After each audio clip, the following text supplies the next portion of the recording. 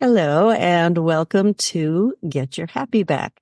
Today I have the fabulous pleasure of introducing Theresa Marangas. Theresa, love having you here. Thank you, Nina. So as I was saying to Theresa earlier, she has an extensive background, and I'm not going to read the whole thing. I'll put it in the liner notes, but I just want to briefly say she is a wonderful, deeply caring champion for advocating for what's right for women, for racism, for diversity, equity. She's an amazing leader. And she is, go the more traditional route here. She's an executive coach. She's certified in positive psychology. She is also an attorney. She has also been the president of 3 women presidents organizations. How long have you been doing that? Since January of 2022. It's the chapter chair for 3 local chapters. Wow. He's also a member of the Women's Presidents Organization. It's a when it first came to the area for 7 years. Yeah. Big responsibility.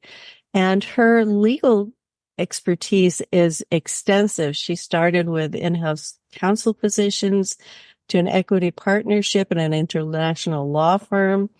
She's managed a litigation team of 16 people, and she currently focuses her legal skills on trust and estate at Meyer Law Firm. But you've done so many other things, and I am curious to know, of all of your extensive expertise and experience, what has stood out as really being important in terms of happiness and well-being? Because I know you focus a lot with that now with your clients. So what would you say about your own experience?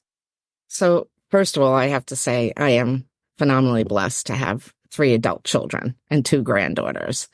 So they are my passion, my loves. I've been blessed to have a wonderful career in the law and to switch areas of practice. And the area I concentrate now in trust and estates, I also do guardianships, and I'm on a special certified list with the court system. And it was intentional on my part when I left the international law firm to redesign what my client base was going to look like. And what did I want to do as an attorney with my gifts? So being a trial attorney was a phenomenal high, honestly. I had some great people I worked with. I had some great courtroom experiences, but it took its toll. It was a lot. And my last trial, I was already a single mom at that point, and it was out of town. So shifting, I really thought about how to help myself be healthy as well as my clients.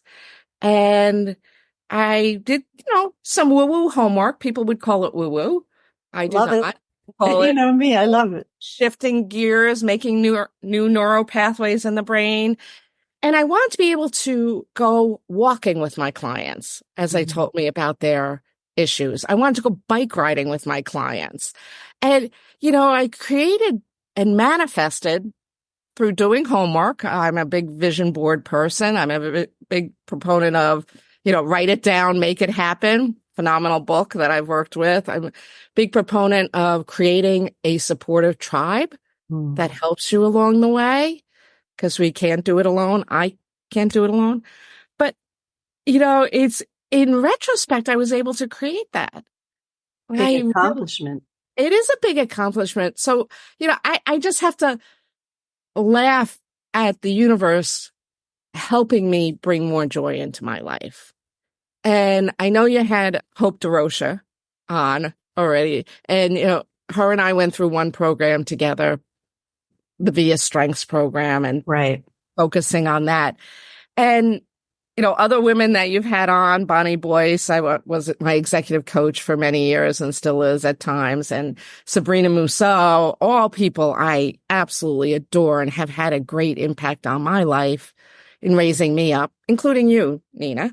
Thank you. And I wanted more zest in my life. So when you go to the VIA strengths, if you look at what your strengths are, and mine stay pretty consistent, but zest at one point was way down. And I was pretty darn serious and pretty darn, I don't know what other adjectives you want to add to it. Sad, and grieving a lot. And I purposely brought more zest into my life. Now, how do you define zest? Isn't that a great word? It is. So I love lemons, first of all. I mean, it's just colorful and beautiful. So what does each day offer you? Mm-hmm. And how can you find those moments of joy? It's little, snack bites. Another friend of mine, Benita Zahn, will say. Right. Joy snacks, right? Joy snacks. These ups and downs that are going to happen throughout the day. And, practicing law is not for the faint of heart. And, thank you to the legal community. Thank you to every person who has chosen to become a lawyer, and especially those that are in public law, fighting the good fight for people whose rights really have been challenged in this world. So there's so many people I admire and so many people who've helped raise me up. So bringing more zest into your life, it's what you read, it's what you watch, it's what you think, it's who you're around. And, it's homework. It's an inside job. It's always an inside job, right? Yes. And I also have to say, I've been very blessed to have been exposed to therapy early on in my life, and to not be afraid to raise my hand when I needed help, when I was spiraling too much in not good directions, when zest was massively missing from my life. And my overall concern was transferring it to other people whose innocence had nothing to do with my issues. Wow. That is such an honest and vulnerable moment of awareness, to realize that how you come across has consequences. Yes, absolutely. And what I hear and what you're saying is two things that have, and correct me if I'm wrong or add to this, what has really contributed to your overall happiness and well-being is real human connection with other beings, whether it's in a legal capacity or a coaching capacity, and the importance of self-awareness, because, well, obviously, if we're oblivious to what's going on inside us, how are we going to create a fulfilling and satisfying life? So that phrase, do no harm, is an interesting path to choose in this world, to walk that each day, do no harm. And then, how can I actually have a positive ripple effect? And I love the notion of having a ripple effect. I have been infinitely blessed by other people, and my hope and intention for this world is that I've infinitely blessed other people in a positive way. Well, that's something that, to me, and knowing you to the extent that I do, it seems like a hallmark of how you present yourself and what you want to accomplish in the world. And that is so, A, admirable, and B, so needed in the world. So I really applaud you for that. But it is, daily homework. It is returning to mindfulness practices.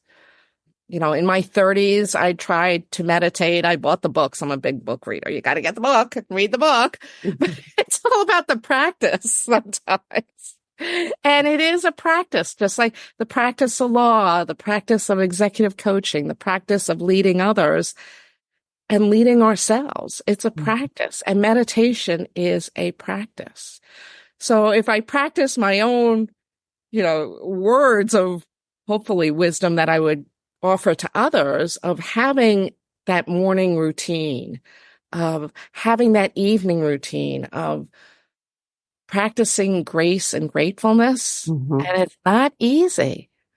My rescue dog was attacked by another dog as we walked out of the house last week, and it was brutal and violent, and I was screaming so hard my voice was hoarse for the whole next day, and I was very angry.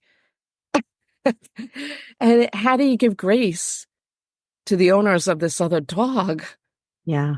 when such a violent act had occurred, and just totally unanticipated, totally unwarranted, and human nature to attack. It's just, and I know my dog, my rescue dog, I kept saying, she would attack a rabbit if she could. She has. She would attack a bird if she could, and she has. And where do we as human beings fit in that aspect of nature, where we have the ability to think through and stop and not cause greater violence and harm? Right. Oh, that's so profound. How is your dog? She's good. She's on an antibiotic. And I have to do a shout out to animal control. And yes, if your dog gets attacked, you should call animal control. But there isn't one for people, right? People. Yeah, that would be great. Well, they're kind of, there is. I mean, there is the agencies and police departments and things like that. But not, yeah. As you say, it's an inside job. Yes. We have to know when we have to know the consequences of our actions, not just on us, but as you were saying, on other people. Yeah. Boy, that's when I think about that experience that you're describing, you could apply it to what's going on in the world now. Yes. It's like unexpected attacks, and yes. So many people are unhappy and angry and afraid. So that element of self-awareness. Well, let me ask you, what have the benefits been for you of meditating? And if I'm remembering correctly, it was harder for you before than it is now. Is that true? Yeah. I mean, consistency is the key on any, being an entrepreneur, being a parent, being a leader, any of these, it's consistency. It's consistency in having, an open mindset where you can grow, learn, and unlearn how to be a human being in this world. Mm-hmm. So with meditation, I do a 5-minute. I do a timer. I know my mind is going to wander. I know I'm going to open up my eyes at times. It's all about not judging. That's how and it does ground me when I do it, mm-hmm. just like the 3 deep breaths ground me when I do it. Mm-hmm. And journaling. I recently went back to journaling. And so I fall off the wagon, as we all do. I get busy. I get racing out in the morning. And then when I find that the time and the solitude to begin again, and that's a great book, by the way. Mm-hmm. It's a takeoff from James Baldwin, Begin Again. And that's what we need to do, is give ourselves the grace to begin again each day. So there's excuse me for interrupting. There's another point that you're making that's really important. I just repeat myself. Letting go of what we've done in the past and just let it be over. Our shortcomings, or what we call our shortcomings or our failures or whatever we've put in that category, to be able to say, today is a new day. I wonder what wonderful things are going to happen today. Yes. So I use the phrase, when I say, instead of have a wonderful day, have a wonder-filled day. Ah. And I write that on cards and messages to people. Mm-hmm. Mm-hmm. You can play with words. For me, in my experience, I'm going to invoke how the Women's President's Organization handles things. We're not here to advise or judge or tell other people what to do. We're here to share in our experience what has benefited us and may benefit you, if you so choose. That's what I'm here for this morning, too. is may my words and whatever I've learned help someone listening to this podcast in ways that they may not know and I will never know. Mm-hmm. Yeah. We just never know. One thought, one idea can spark zest Yes, in somebody's life. yes. And I am phenomenally grateful to you, Nina. You have been one of my favorite people for many years now. And I've had the blessing to be in your classroom Ah, thank you. and experience different sessions with art and creativity. And I just adore. I mean, it's so good for the soul and it's so good. So I am part of well, it's now a standalone committee with the State Bar, New York State Bar, on attorney well-being. Mm-hmm. And these things that, it's such an intense career and the statistics are horrific for the practice of law. Yeah. On the person in terms of addiction and depression. And how do we change that dynamic? And, the beautiful art you have behind you is just such a gift to be able to step out of the cerebral and go to the visual. And I loved my trial exhibits because that let me be visual. Oh, how great. Yeah. It's really something so freeing when you don't have to use your brain to figure things out. Yes. And it's, I think, a challenge for women who've been very left-brained, that are skilled at logic, analysis, strategy, to it's kind of a mixed bag, right? Because it's like, this is the strength.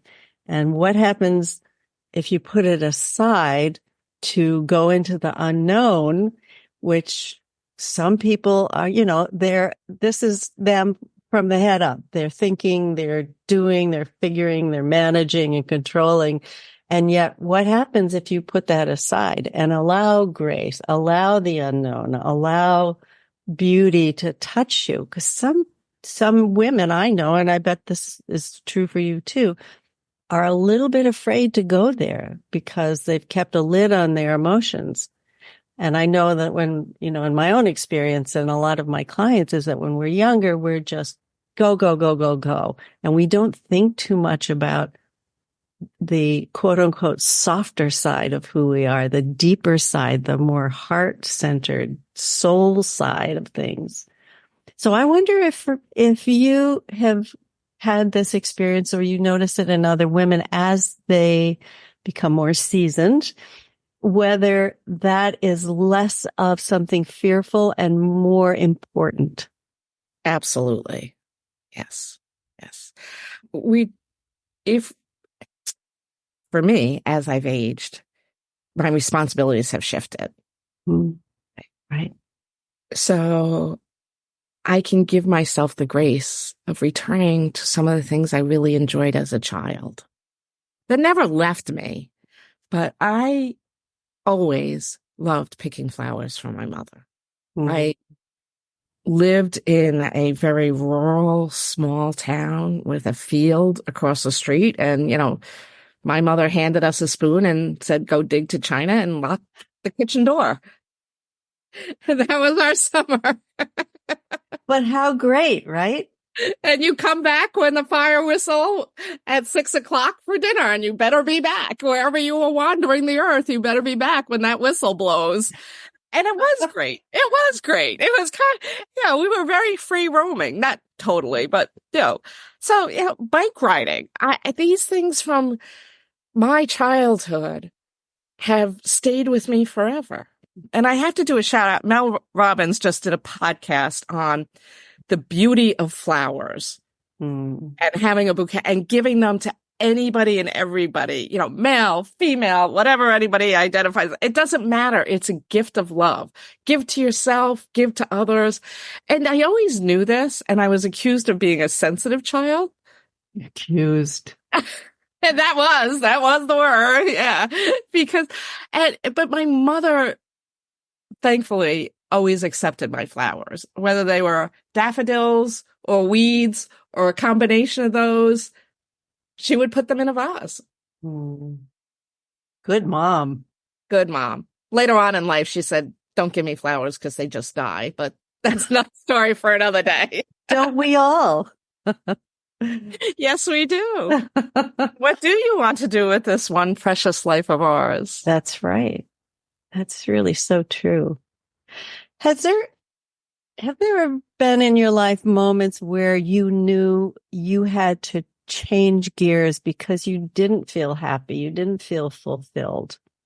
So, I touched on this ahead of time with you to ask permission, but I was sexually abused as a teenager. And it's only something that I'm starting to talk about publicly, in my early 60s. And Which is very brave, by the way. So I, again, commend you for that.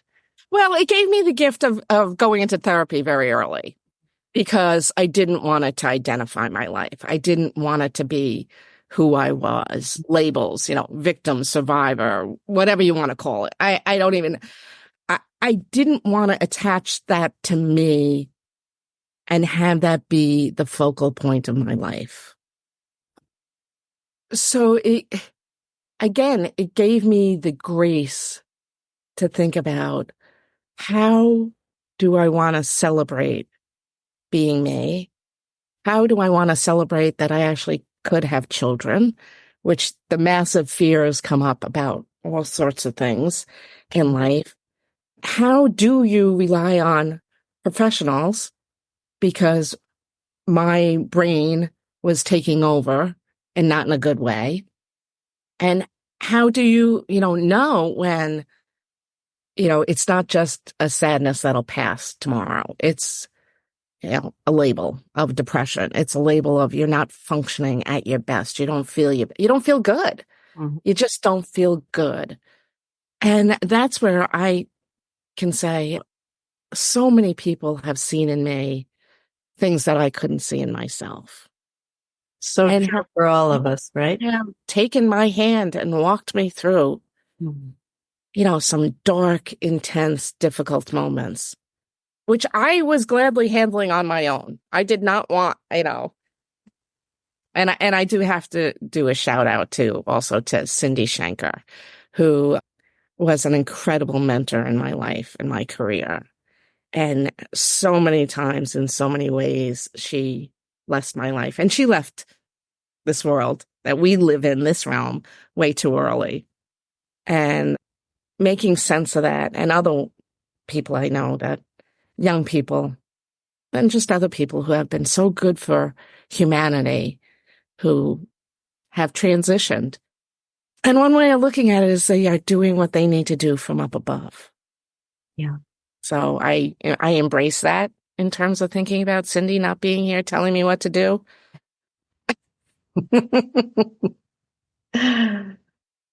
It's really. She didn't agree with my decisions at times, but I did I had to do me too. So. Of course. I think you're touching on a really important point for all of us, is that whenever we're feeling I'll use the word self-doubt, we're not trusting ourselves, or we feel shaky or insecure, it's totally valuable to get help from experts and necessary. And yet, as you're saying, to be able to say, okay, this is what they have told me. Now, how does it feel for me?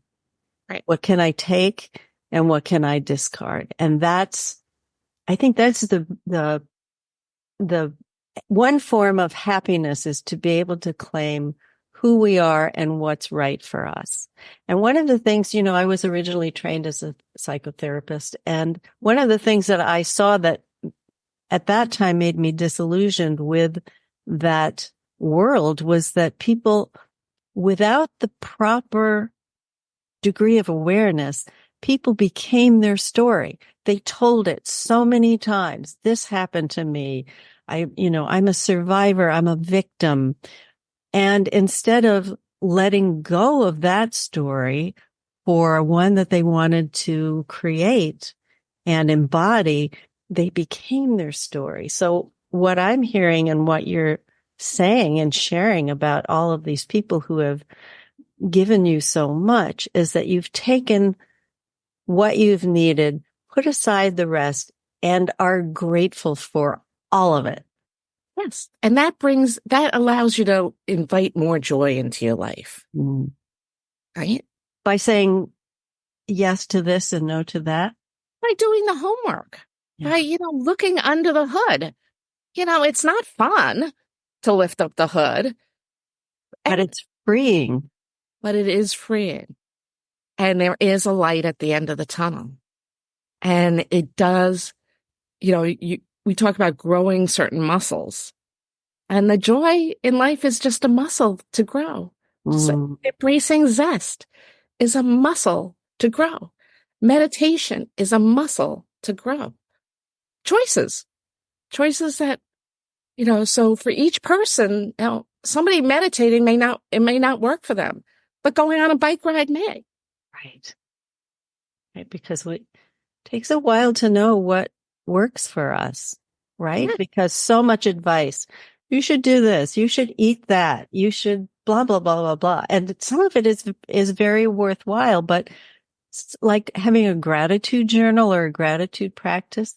Some people just start to roll their eyes. Oh, yes, of course. I know I should be doing it, but it's all on the surface. It's not really down here. It's like, oh, yeah, I should do this. There's the checklist, rather than really tasting it when you dive into it. Oh, yeah, this flower, this glass, this sun, to really just let it fill us up. But you have to take, and I don't do it on a regular. You have to stop. Right.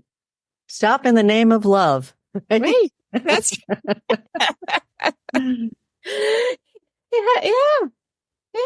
You really have to do that pause, that intentional pause. And how do you remember to do the intentional pause? It's like, I just rushed through the last 5 hours of my day. Where was that pause?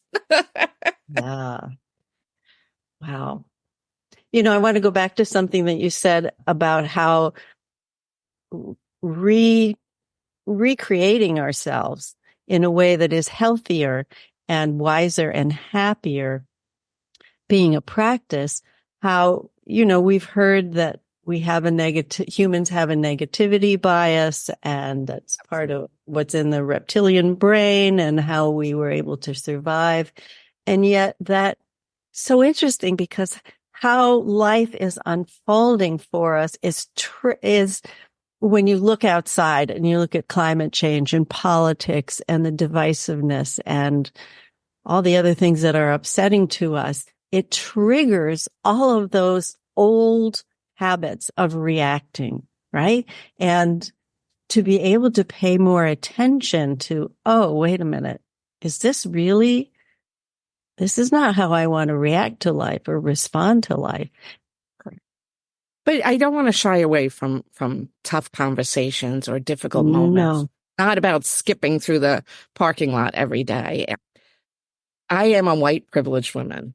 I had the privilege of being able to afford therapy, being able to afford time and space for myself. Mm-hmm. As a single mom, I was already at a certain level of being able to be a professional and have a wheelhouse of support, family, friends.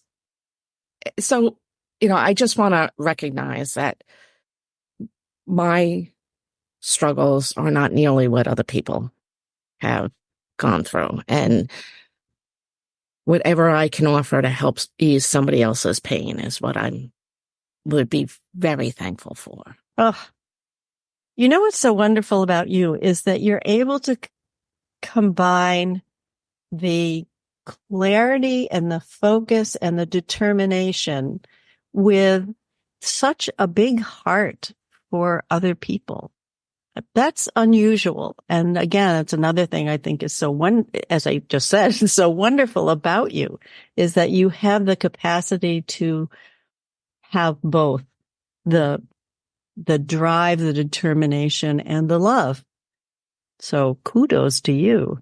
Well, thank you. Thank you.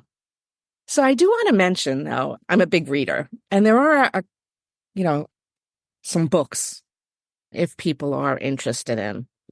If you want, as to be a better white ally, Begin Again is a great book, and Cast is a phenomenal book to listen to. I didn't know that book.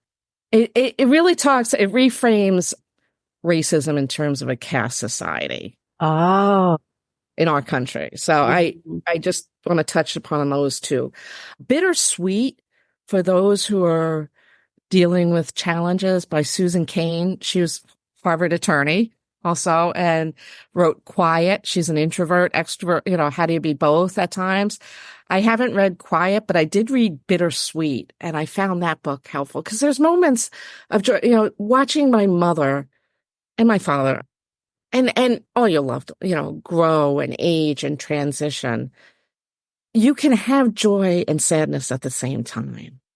And it's okay to recognize that. The emotions don't just pop up alone. Sometimes they do, but they don't always. And so anyway, I found that helpful. And also at night, I am now reading, I like poetry. I used to write poetry. I was told not to, that's too fluffy and you needed to be something more. But poetry is good for the soul, just like all forms of creativity and artwork and wordsmithing. So Mary Oliver's Devotions. Oh, yeah, she's the best. And just, in honor of this gift, there's a beautiful poem called The Summer Day. Yeah. So I can either read it or just refer to it and ask others to read it. You read it. Okay. Who made the world? Who made the swan and the black bear? Who made the grasshopper? This grasshopper, I mean. The one who has flung herself out of the grass. The one who is eating sugar out of my hand. Who is moving her jaws back and forth instead of up and down. Who is gazing around with her enormous and complicated eyes. Now she lifts her pale forearms and thoroughly washes her face. Now she snaps her wings open and floats away. I don't know exactly what a prayer is. I do know how to pay attention, how to fall down into the grass, how to kneel down in the grass, how to be idle and blessed, how to stroll through the fields, which is what I have been doing all day. Tell me, what else should I have done? Doesn't everything die at last and too soon? Tell me, what it is. Now, tell me, what it you plan to do with your one wild and precious life? So I always saw that quote, tell me, what is it you plan to do with your one wild and precious life? I saw that quote floating around through the internet over the years and stuff. I didn't realize it came from this poem and, entitled The Summer Day. Yeah. I love that quote. So may we all have a beautiful summer day. And if it's not a full day of idling through the fields, maybe it's just an hour or a half hour or 20 minutes, whatever moment. Whatever moment you can fill. And what is time? Is 5 minutes not a day? That's right. There's only now. Yes. I was just saying to somebody the other day, I'm catching myself as I say this, the phrase tomorrow is another day. Like that is the dumbest thing because first of all, that would be obvious on that level, but there's only now. There is only 5 minutes, 1 minute can be an eternity. Yes. But we do plan, we sure. We do work to progress intentionally. Yeah. So I know we're nearing the end of our time, but tell me for women who are at that stage of their life where they're saying, what now? How do I chart my course life? What do I do? How do I get to a feeling of happiness and well-being and everything is okay? What would you say? Advice would you recommend? So I I don't wish to give advice. I wish to say only in my experience what I have done. And it's a holistic approach. You take those pieces of the pie and you look at, where am I at with what I put into my body, your food? Where am I at where I put into my brain? What am I reading? Where am I at with what I look at in this world? Right? And you take those pieces of the pie. Where am I at with who is in my circle? And you take those pieces of the pie and you say, what I'm putting into this vessel as a human being, would it serve me more to have more of a plant-based food regimen? I don't like the word diet because you say diet and I gain weight. I like to be sad. It's about being healthy. So what does healthy mean for you? Health is wealth at a stage in my life. And it's so what for you in each piece can you raise up just a little bit to make your well-being a little higher each day and embrace that zest and that happiness and that joy each day. So it's all the pieces of the pie. It's just not one. And you design your own pie. But, it's relationships, it's work, it's finances. My finances were very unhealthy at times.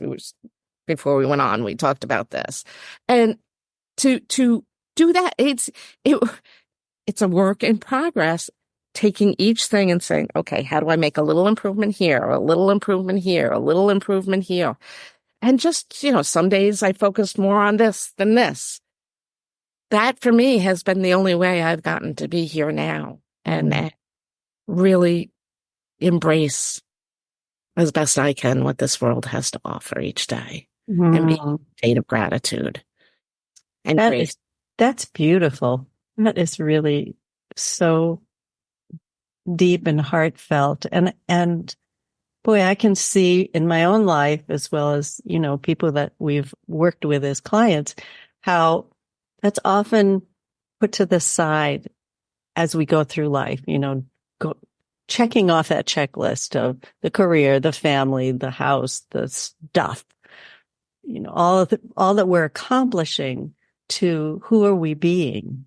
So the way you just expressed it and the freedom to have the freedom to express joy or sadness and not define ourselves by it. Right. Is so profound. So thank you for that. You're welcome for that. Tell us two things, if you would.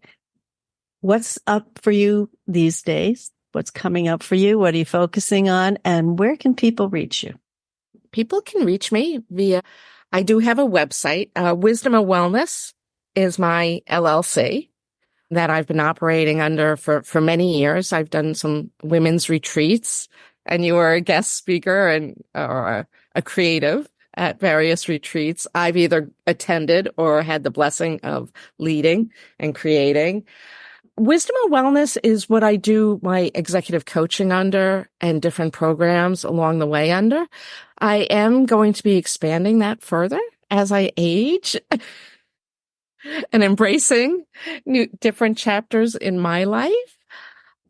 So stay tuned for what happens next. If people want to reach me, T Marangas, so my first initial, last name, and then the word coach @gmail.com. And you're also on LinkedIn. I am on LinkedIn under my name, Theresa Marangas. Yes. Yeah. Any particular? Find me through you. That's right. And I will find others to give to you. It's that mutual admiration society we've got going. Yes, absolutely. Yes. Well, thank you so much for joining me today. I really feel your heart, and I'm so grateful that you're willing to share it the way that you do. And I wish for everybody, as we wrap up, to take 3 deep cleansing breaths. I meant to do it at the beginning, and then I charged it. We just charged in. So now it's like, that pause that we were supposed to do at the beginning. So if it's okay with you, Nina, can we jointly do 3 deep cleansing breaths? Absolutely. You lead us. Okay. So we're going to breathe out even slower than we breathe in because the latest research on the benefits to the brain are that slow exhale somehow creates even more open space and creativity. Are you seeing that in the research and the literature these days? I am. And there's so much more emphasis now on breath work and the value of breath work. So I'm with you on that. So we're going to breathe in for the count of 4. 2, 3, 4. Hold deep down in your belly. 2, 3, 4.